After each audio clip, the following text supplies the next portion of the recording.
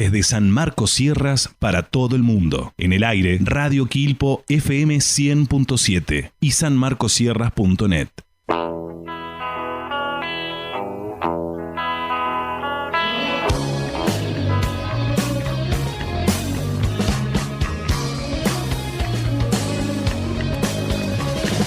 Soy Cubero Díaz y les quiero comentar que esto no se lo pierdan. Aquí comienza el bloque de Hoy puede ser un gran día y presenta Puro Rock Argentino. Si alguna vez quieres encontrarme a mí, trabajo en las vías del ferrocarril.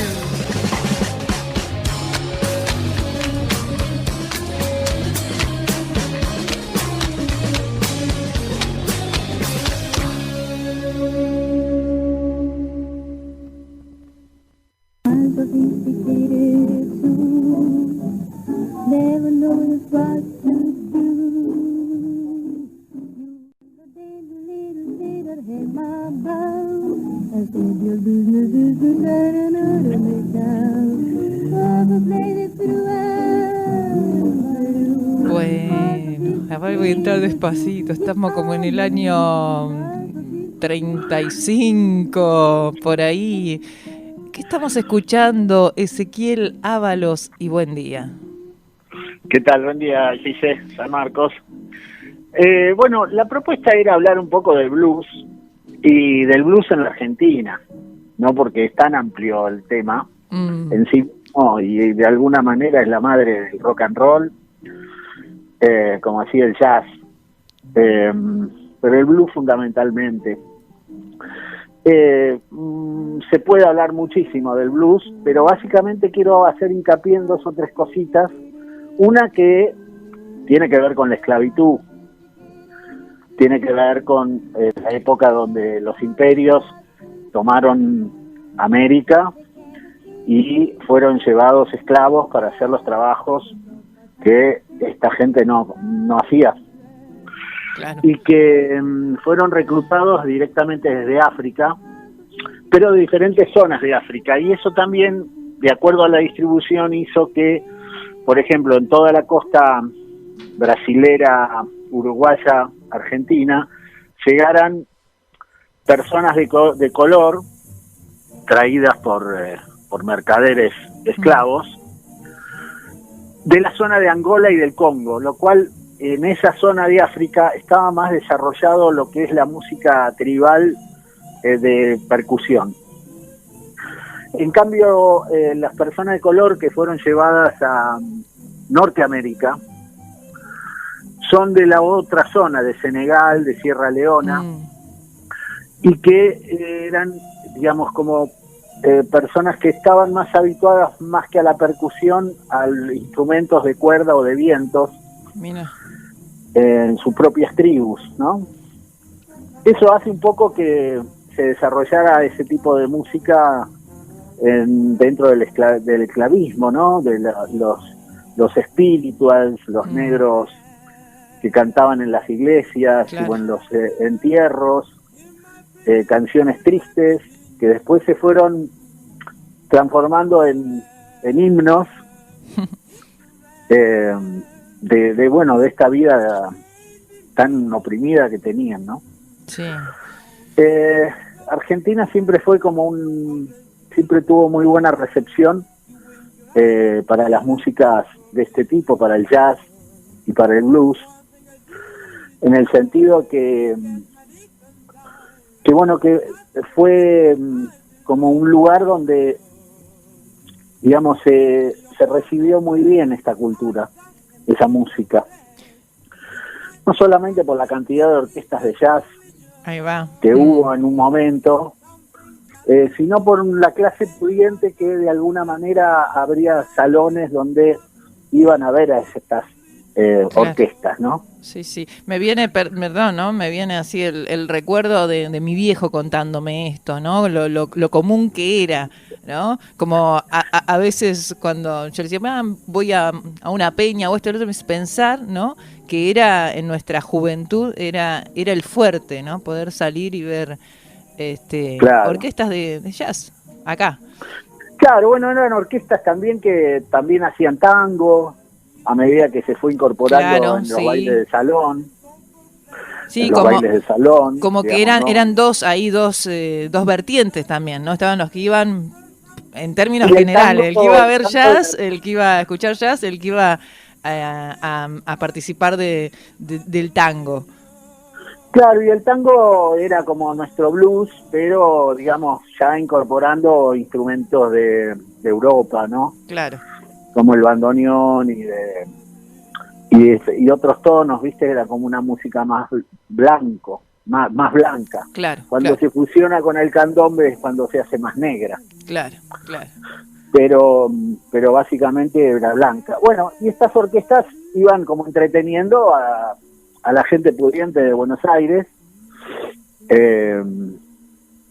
Obviamente, bueno, podemos hacer alusión a la fiebre amarilla y a la muerte de tantos negros a través de los ejércitos y diferentes pestes que hicieron que medio como que no hubiera una tan gran cultura negra como hubo en Brasil o en Uruguay. Claro. Pero bueno, a raíz de esto vamos a hablar de dos personas, dos mujeres, que son muy poco recordadas como pioneras de ser crooner o cantantes de estas orquestas, haciendo diferentes temas de estos músicos que venían de afuera, Gershwin, Handy y diferentes artistas que hacían swing, hacían jazz, hacían algo de blues, porque el blues no era muy aceptado, ni era muy triste, y de alguna manera después de la Guerra Mundial toda la música empezó a ser como más bailable. Vamos a hablar de, si gente quizás no recuerda, a Blackie. Blackie, bueno, fue una de estas tantas chicas que empezaron a cantar la música que venía de afuera en diferentes orquestas y que nació en 1912 y imagínate que en el 34, 35 empieza a cantar y ahí entre el 34 y el 37 canta con diferentes orquestas en diferentes presentaciones. Ella se llama Paloma Efron, familia judía de la zona de Basavilbaso, y él, el padre, medio que le impulsa a viajar a Estados Unidos y a conocer la cultura de la música esta que cantaba ella. Entonces ella se va a Estamos estudiar. escuchando. ¿Qué es lo que estamos escuchando? Esto es lo que estamos escuchando es una grabación previa a su viaje a Estados Unidos. Ajá.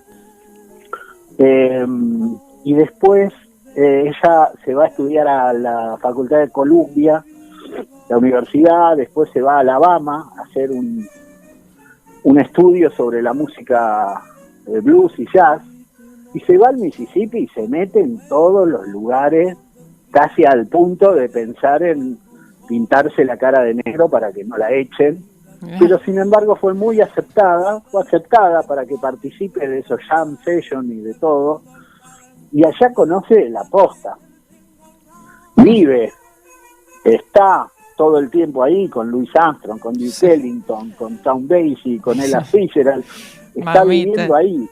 Tremendo. Y metida en eso, vuelve y sigue trabajando en primer nivel. Claro.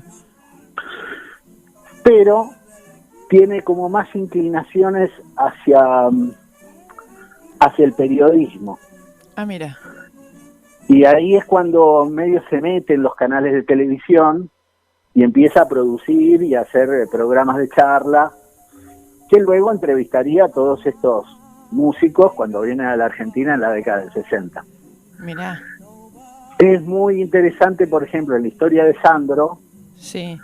en el año 56, en un baile de colegio, hacen una parodia de Paloma Efron de Blackie, como si estuviera entrevistando a Elvis Presley. Mirá. Ya estoy acá Y buscando. es una de las primeras veces que Sandro empieza a cantar.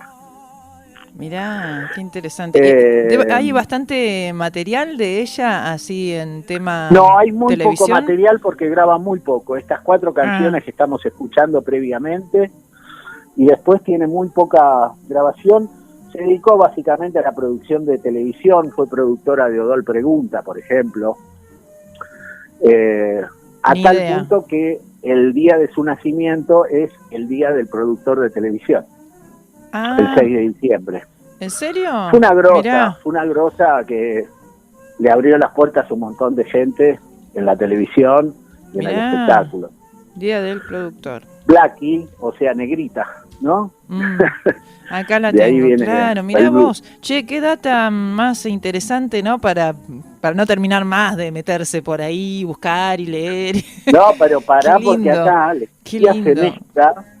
se mezcla con otra chica que se llama Lucía Bologni Míguez, Ajá. hija de un pintor que también nace en 1912, ¿eh?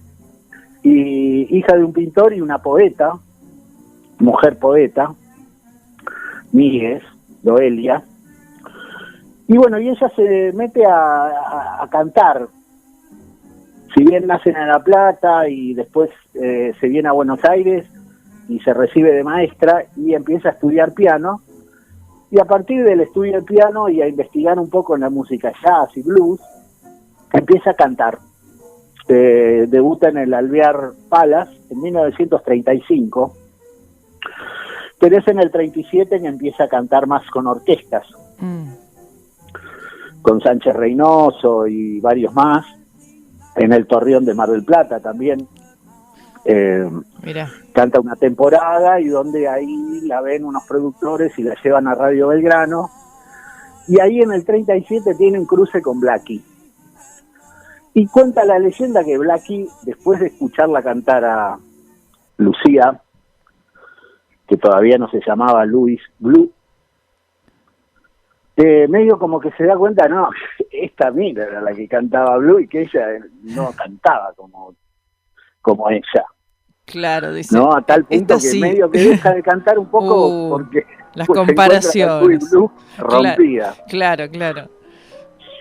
Y esta Louis Blue, bueno, graba varios temas con una orquesta, Héctor Lomuto, una orquesta de jazz. Entre el 44 y el 47 graba 23 temas.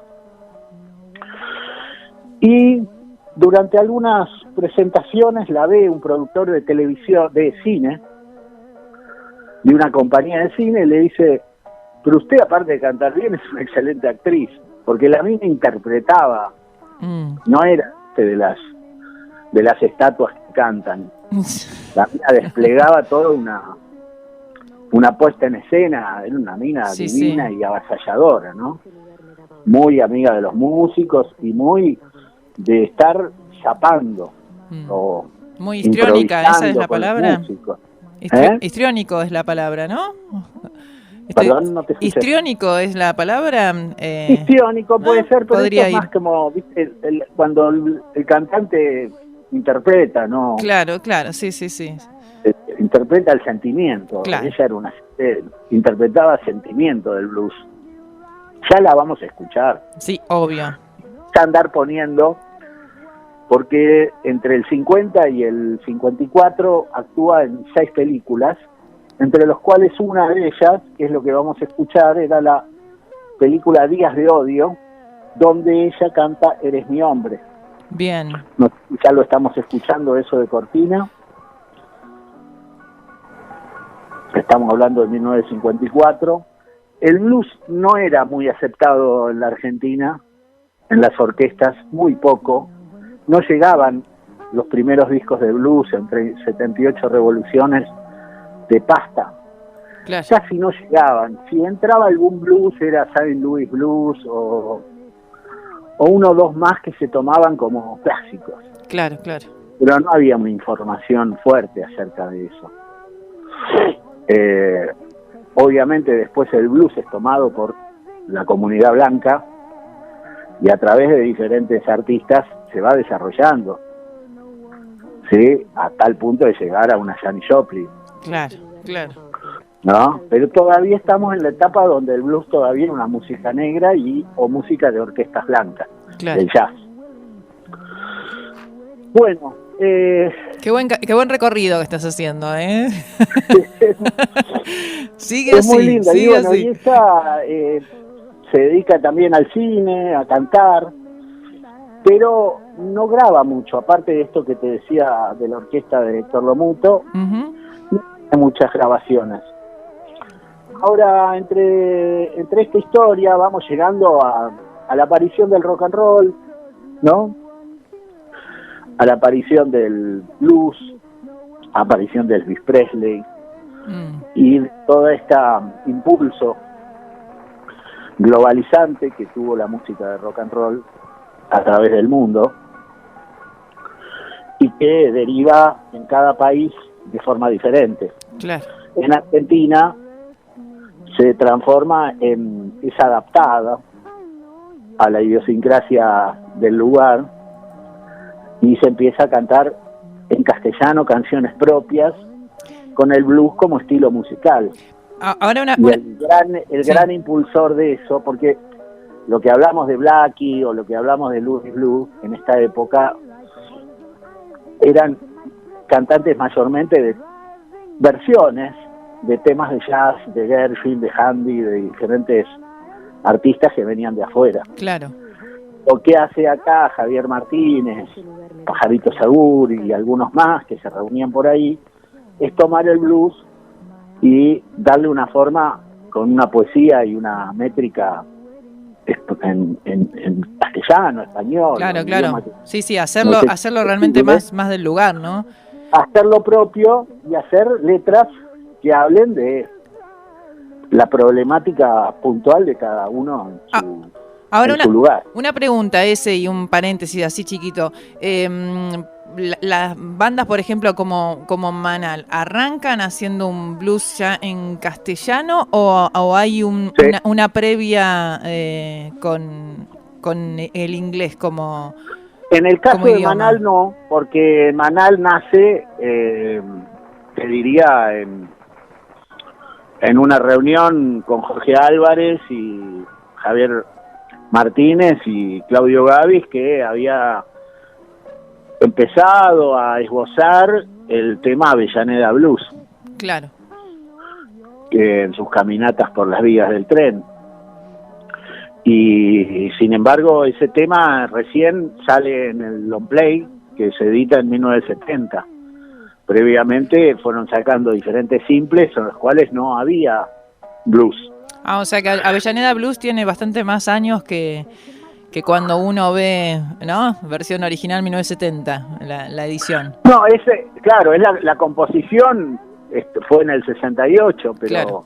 la grabación entre el 69 y 70. Pero sí, Manal lo que tiene es que agarró el blues, lo hizo forma propia y lo mixturó también con el jazz, con una guitarra, digamos, como la de Claudio Gavis, con el swing que tenía Alejandro Medina en el bajo, que le da esa cosa de rock que no tenían las bandas nacionales. Y el sonido de trío, ¿no? También algo que venía pegando El mucho. sonido del trío, más allá que en algunos momentos usan teclados. Claro, sí. Como invitado, digamos. Claro. Pero sí, está eso Formato. del trío. Sí. Si te parece, escuchamos Por favor. un poquito de, no sé, Avellaneda Blues o Todo el Día Me Pregunto, cualquiera de esos temas. O Una Casa con 10 Pinos. Son Tengo blueses todo. terribles, son blueses terribles que bueno, hay que entrar el momento para escucharlos, pero creo que Avellaneda Blues es, digamos, habla de nuestro lugar, Claro. del sur de la capital, de los trenes, de las fábricas, de la zona del Doque, y también Una Casa con 10 Pinos es otra cosa, ¿no? Es hablar de irse de la ciudad y estar en contacto con la naturaleza, y Todo el Día Me Pregunto, son preguntas existenciales acerca de qué estamos haciendo en este planeta y en esta vida. Vamos a... Por eso digo que esto es lo que tiene este blues de Manal, que abre las puertas para que el rock nacional se desarrolle de una forma propia.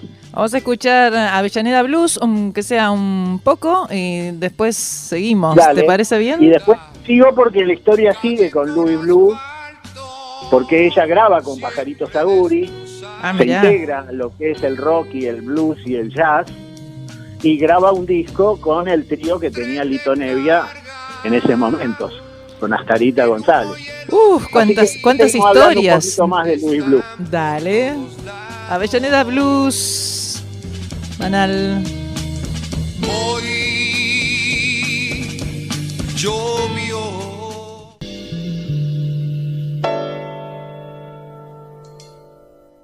Bueno, escuchábamos Avellaneda Blues, la versión original 1970, y seguimos con estas historias alucinantes del blues y el blues en la Argentina. Ezequiel Ábalos, acá en Hoy Puede Ser un Gran Día, Radio Quilpo. ¿Seguís ahí? A ver, ¿qué ha pasado? Hola, hola, ¿estás ahí? No, ahora no. A ver, ahí. Hola. Ahora. Se corta tu voz, no estás presente. No, ya sé lo que está pasando. Pareces un alien. No, ahí estás. No, ¿sabés qué pasó? Es que usamos recién el teléfono donde estamos con la comunicación, lo usamos para buscar cosas, es un riesgo total. Bien, son bien. cosas que... Sí, ahí está, ese... No, ¿sabés quién te estaba tapando la voz? Lois Blue. Te estaba tapando a vos, eso pasó. Gisela Blue. Gisela Blue. Bueno, esto es lo que se van a perder después los que tengan el bloque, la edición. Estas son las cosas que se cortan, ¿viste? Bueno, bueno, seguimos entonces. Seguimos. Esta historia de Louis Blue es muy linda porque ella era una divina persona, amiga de todo de toda la gente del jazz, de Celeste Carballo, de Fernando Noy. Su vida fue más larga que la de Blackie, por suerte, y en el año 72 graba con el trío de Lito Nevia, graba un disco muy interesante, muy bueno, y después ella,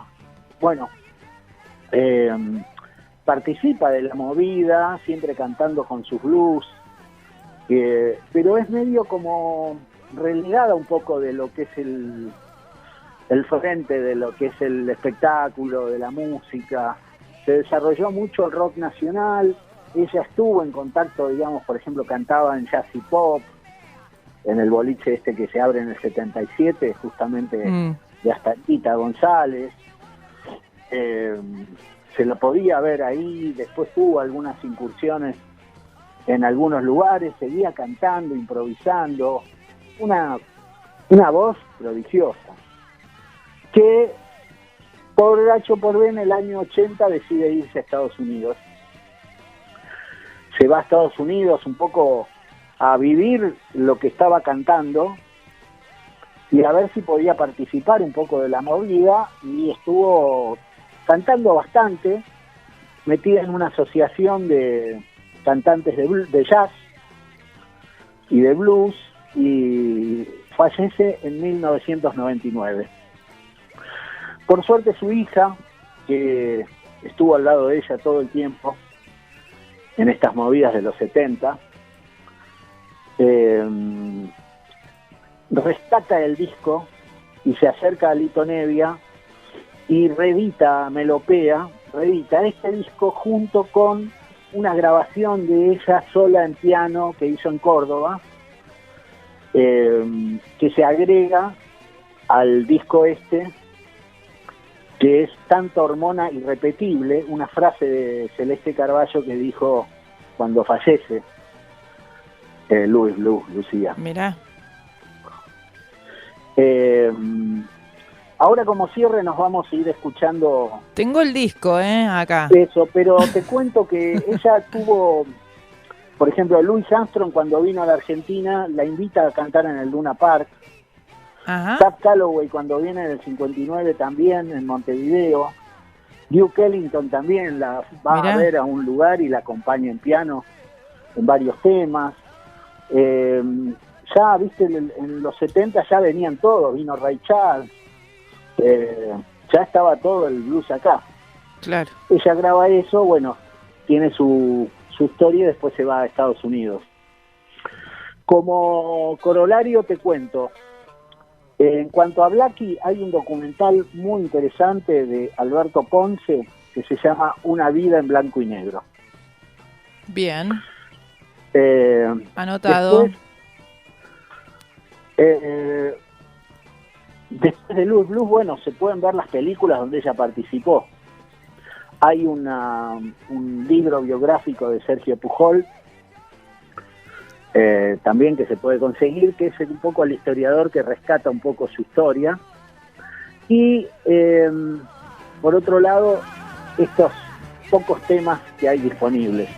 Bien. Bueno, Hay un libro que se llama Bien al Sur, Historia del Blues en la Argentina, de Gabriel Gratzer y Martín Sassone, que hace referencia a esta etapa, un libro editado por Gourmet Musical, pero que está más referido, digamos, al blues del rock and roll en la Argentina, del rock nacional. bien, siempre tenemos ahí unos libros recomendados que la verdad que está buenísimo. Ese, sí. Gourmet mismo tiene el libro del jazz en la Argentina, Bien. Gillespie en la Argentina, es muy interesante, Claro. toda esa historia. Bueno, tenemos... Y rescatar una cantante tan grosa como Louis Blue, olvidada, media dejada de lado en la historia del rock nacional, y que estaría bueno que vuelvan a escuchar este disco, y vamos a escuchar, si ya lo tenés. Sí, medio... sí, tengo acá el disco, lo que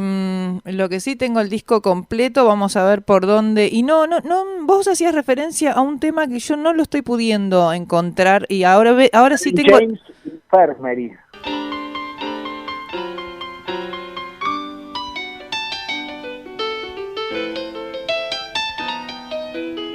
Ahí escuchando un poco entonces esta maravilla, Louis Blue, un poquito de este disco recomendado por Ezequiel Ábalos. Qué bloque, ¿eh? La verdad que nos metiste ahí en la profundidad de estas historias, al hueso. Sí, la verdad que está bueno rescatar grandes artistas que no han sido, digamos, no han tenido quizá el apoyo, la referencia de otros músicos y de otros artistas, pero si querés, lo que sí podemos poner, que eso Sí. seguramente lo tenés, es el tema que hizo ella con la murga del rock and roll, Dale.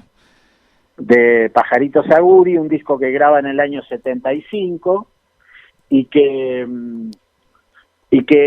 Pajarito Saguri la invita a cantar en el Mira. disco, y es la participación de ella con los músicos de rock and roll de la época, ¿no? Ahí está Cubero Díaz en ese disco, está Papo, está Daniel Beiserman tocando el bajo. Bien, vamos a cerrar con eso entonces. ¿Te parece? Dale, sí, vamos con eso. Excelente Genial. trabajo. Muchísimas gracias. La verdad, un verdadero lujo. Ezequiel Ábalos, entonces, con este bloque de rock argentino donde hoy nos metimos en el blues, en esos inicios en nuestro país, y además nos fuimos a los orígenes, y la verdad que un relato que después estará subido en YouTube. Le contamos a la gente este bloque de rock argentino. Gracias, Ezequiel. Salud, Gise. Abrazo Salud, gigante. San Marcos. Gracias. Hasta la próxima.